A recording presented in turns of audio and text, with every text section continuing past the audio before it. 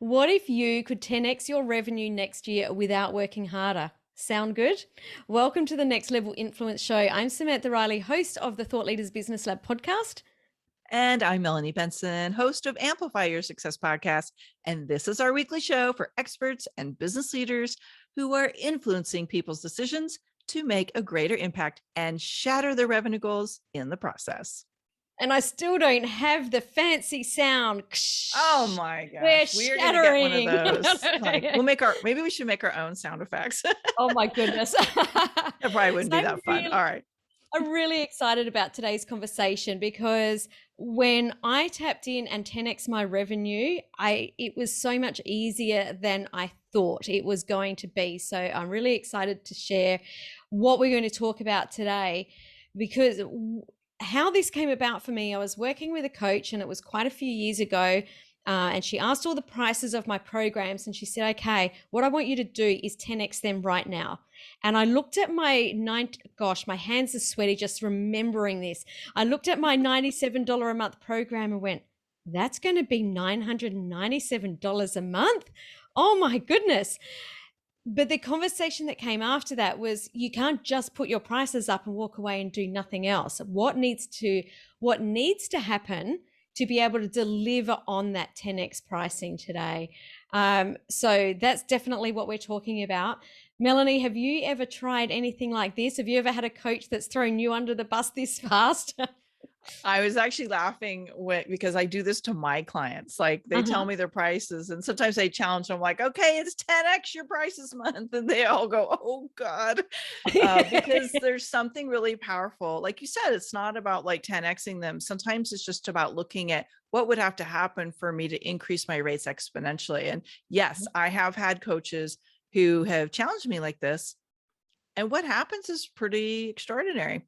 You know, you have to really become the person who can confidently have a conversation with somebody and drop that price and stand in it and not flinch and not like backpedal or even like be willing to negotiate it. Like you have to be willing to hold that space. Absolutely. So you need to be super confident in what it is that you're doing and what it is that you're about.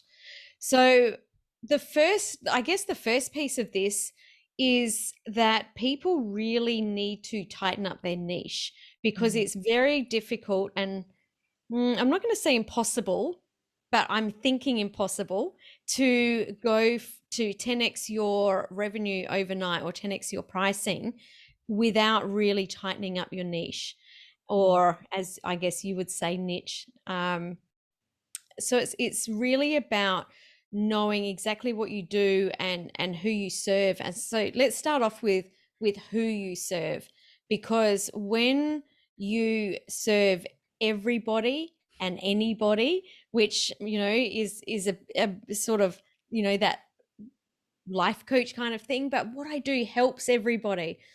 Well, it does, but if you tell everybody, no one's going to hear it. So it's about getting really clear on who is it that you speak to. Okay, so I will confess that my first few years in business, I really struggled with this. I had a mentor sit down with me and literally say, you have got to niche. You've got to pick people and you've got to like talk to one person, not everybody. And I resisted it for a really long time. But when I did start to narrow my niche and get more specific, it was like a miracle. But there's another piece of the specificity that I recognize. And so I guess a little bit of a backstory, about 12, 13 years ago, I went through a really big, I don't know, maybe like a dark night of the soul, like a dark night of the business soul, where I was like questioning who I was and what I was going to do. I'd been in business a decade and had this huge success. And all of a sudden everything felt like it stopped working. If you listen to last week's show, it had a lot to do with that second economic crash that happened. But I realized that I had colleagues who were nowhere as good at what I did. They could do the same things, but I was like way more sophisticated, way more advanced. They were like brand new babies coming out of coaching school. And I'm like, why are they selling these big ticket items so easily? And what I realized is I had no specificity. I was Mm, still kind of like solving all the problems instead of solving a specific problem. And there was a moment when I realized I had to tighten up the specificity of what I was delivering, that everything changed. So yes, you need a mm, niche. I would also kind of inspire you to look at, are you solving a specific problem or have a specific outcome that people go, that's what I need and that's what I want. mm. I like to talk about the 6X effect, and if possible, and this doesn't work for everyone, but I believe that we should all try and really take note of the 6X effect. And so imagine that you've got like an upside down triangle where you've got the bit at the top that's longer and it comes down to the point. So at the top we've got our general niche, which is, you know, health, wealth, relationships, hobbies. That's normally where you start. So let's take into you know, just for this conversation, imagine there's someone that is in the wealth niche, and maybe it's someone that helps with investing. So we go wealth, next level down, investing. What sort of investing? Maybe it's home renovations or house renovations to flip. Then maybe it's females only. Maybe it's women in midlife. Maybe it's you know, women in midlife that are flipping Airbnbs or renovating Airbnbs. So we're trying to move down each level and trying to come down 6 times if possible, because the closer you can come down, when that person's talking about, you know, I help women that are, you know, in midlife who are getting close to retirement, but they're still okay, and you know, they've got extra money, and you're talking about that specificity that you're talking about, it's easier for that person to go, yep, that's me. There's no Mm. question of a doubt exactly who it is that you're talking about. Yeah, I love that. And I learned this is a really, really great model. I think that makes it super simple. I learned something called the target. Like you're like targeting like one person in the market, like name them, like identify who they are as if they're your favorite client. And that's Mhm. like one of my little hacks, I guess you will say, is like Uh-huh. that really helps me figure out how to tighten my niche. I'm like talking to that one person. I think that that's probably one of the biggest problems or things that help people, that really hold people back, is that they feel like when they target one person that they're going to miss out on all of the other people. But I'm Mhm. guessing that that's not your experience. It's certainly not mine. Is that, you know, when we do target that one person, we will attract more people that are like that one person, and you'll still pick up those people on the peripherals anyway, right? Yeah, I mean, we could probably do a whole thing just on niching. So we might Uh-huh, actually I have would to have say a so. whole episode on niching, but I will just leave it with this because I know we got a lot we want to cover today. When you're talking to that specific person and you're using relevant language and talking about things that are so in their head, it's this instant know, like, and trust factor. Cause they literally, like, I've had people come up to me when I'm speaking at events and say, I heard that podcast episode you did, or I heard that webinar you were on. I literally felt like you were talking to me. And if you're talking Mhm. to everyone and you're too generic and you're using plain vanilla language and you're not able to give really specific examples, people don't feel that. They're much more likely to choose the person who's making them feel that sense of they really get me. So that's my Absolutely. thing on niching. Totally. Because when you are able to articulate your prospect's problem better than they can, they will automatically credit you with knowing the answer. Mhm. But I love it. Sam, I think there's another component to this of commanding your authority and like I call it being a highly paid authority. We're talking about like being able to raise your rates here. I think there's an element of authority. The other thing I noticed when I was really surveying my competition, if you will, about 12 years ago, was I realized like the people that had that steady stream of business, their profile in the market was influencer, authority, like they're the go-to Mhm. person for this. Let's Absolutely. talk about raising your profile. What are some things we need to know about that? I think number one, you really need to know where to show up. Where are you hanging out? You, because we can't be everywhere. And I think when we try and be everywhere all at once, Mhm. our message gets diluted. So if our ideal clients or our dream clients are in corporate, then definitely the first place that I'd be suggesting you start to build your influence is LinkedIn. It's speaking on stages at industry events. It's making sure that you go to the right podcasts that have those people that are in your audience. You really need to know who those people are so you can show up in the right places. I would agree, totally agree, because um, the I don't know, there's this old saying that the quality of your results is dictated by the quality of the 5 people you spend the most time with. And I Mm-hmm. remember hearing that early on in my career. And I want to be really clear. I'm not talking about ditching your friends. Like, our friends are our friends, but I'm talking Mm-hmm. about the Mm-hmm. people that you spend time cultivating business relationships with, and you go to for advice, and you go to like get that vibrational recharge. Yeah. And when you're spending time with people who, their like scarcity mindset, they're broke, they're not they don't really serve your ideal clients, they don't really get what you're up to, it's very easy to talk yourself out of exactly what is right for you going forward.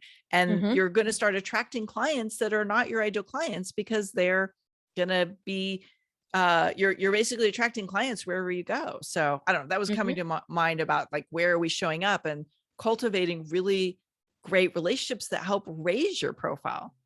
Yeah, I think that relationships in raising your profile, the way that these two things go together, are really important, and something that I have not heard many people speak about, but it's something that I learned many, many, many years ago, is that I feel that there is a pay to play, that if Mm. you want to be at a certain level in your industry, then you need to find out where they're hanging, be in their masterminds, be surrounded by these people, because you can't play in a, and you use vibration before, you can't play in a low vibrational sandpit and expect to be able to connect with these people. You need to be able to put everything on the line to go to be able to hang out with these people. So something that I've always done is invested heavily in the masterminds that I'm in the groups that I'm in, because you will get access to the people that you want to be connected with.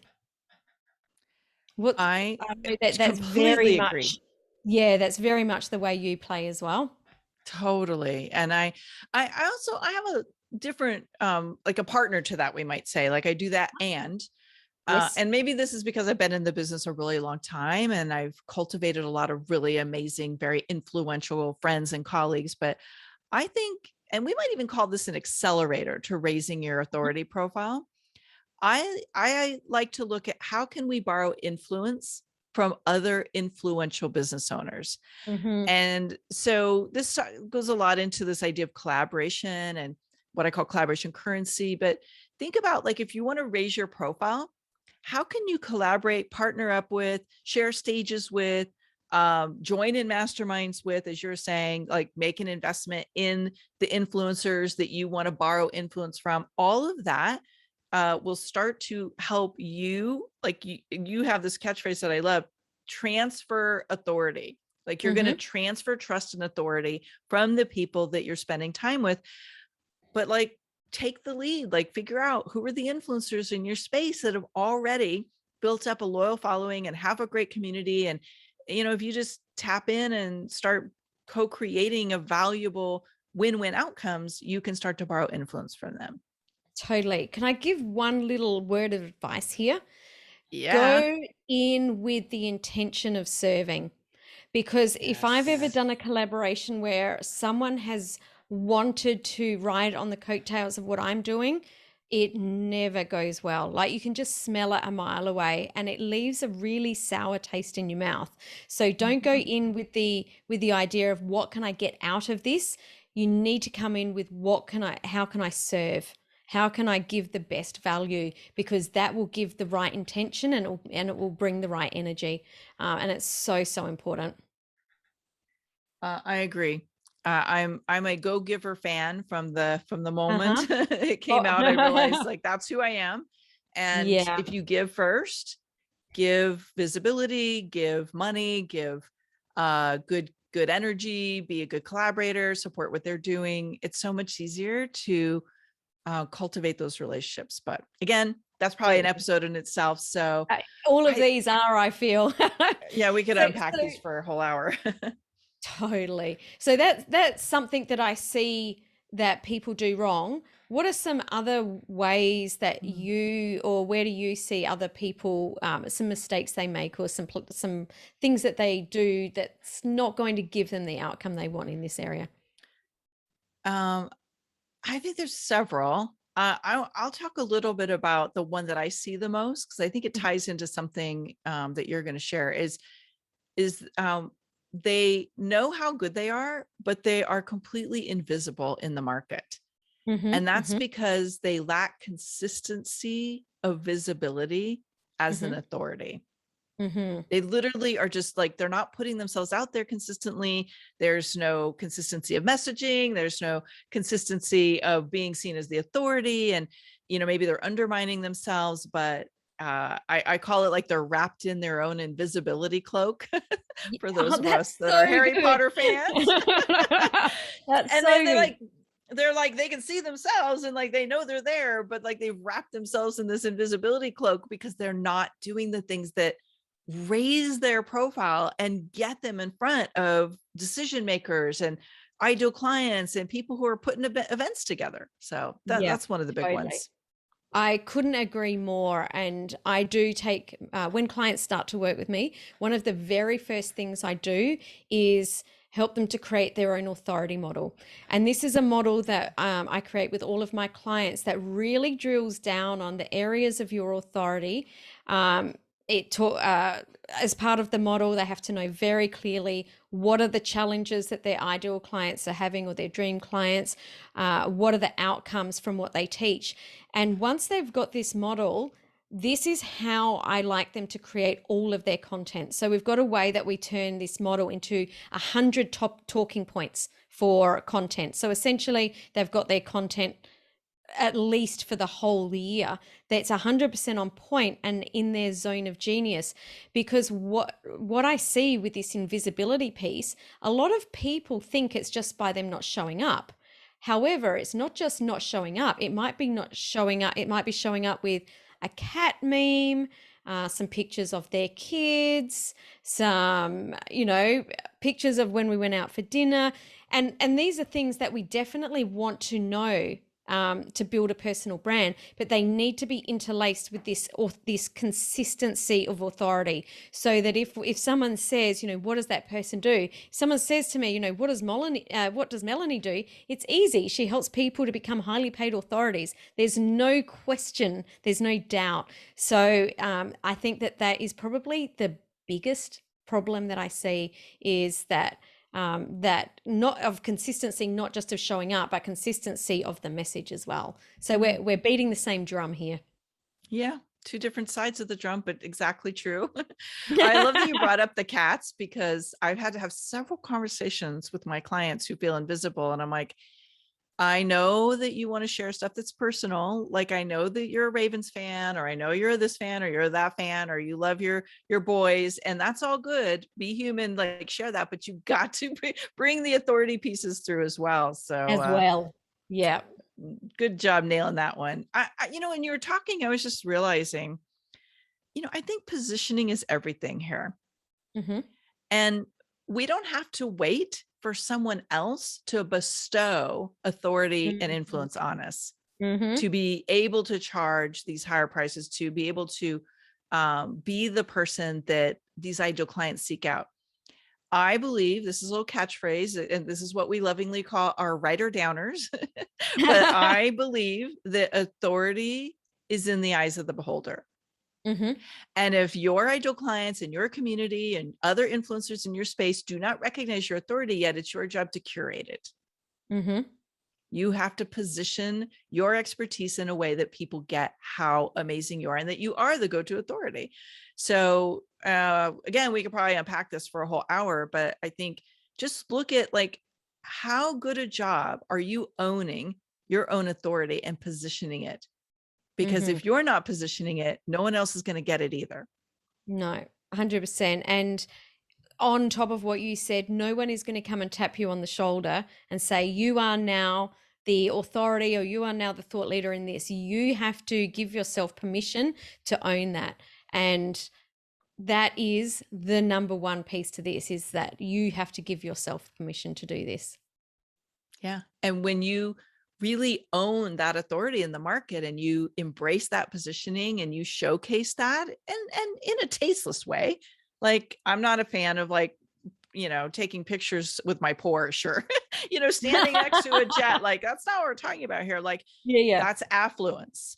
That's Mm-hmm. not the same as influence. And it's not Mm-hmm. the same as authority. And how you showcase your authority is through using what Sam was talking about, this authority model. I call them building authority platforms. Like do it in the way that the eyes of your ideal clients recognize your authority because you're choosing a vehicle that they value.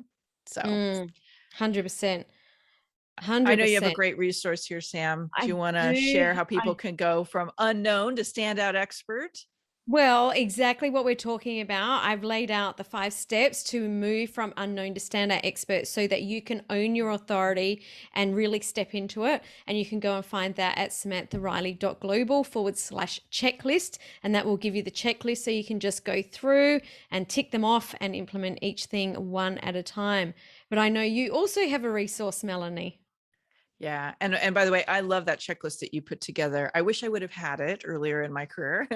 um, so, a lot of people ask me like, Melanie, like, how do I figure out all the pieces of this puzzle? Because sometimes people feel like I should be seen as an authority and something's not working, like something's broken. And so what I put together is a roadmap with the 8 key elements that you have to fine tune and authoritize, if you will, so that your audience, so that your like the people you want to collaborate with, your ideal clients, they recognize your authority and are willing to invest at your higher levels to work with you to get your magic. And Mm, you'll find that at authorityamplifiers.com that's a plural. So perfect. authorityamplifiers.com.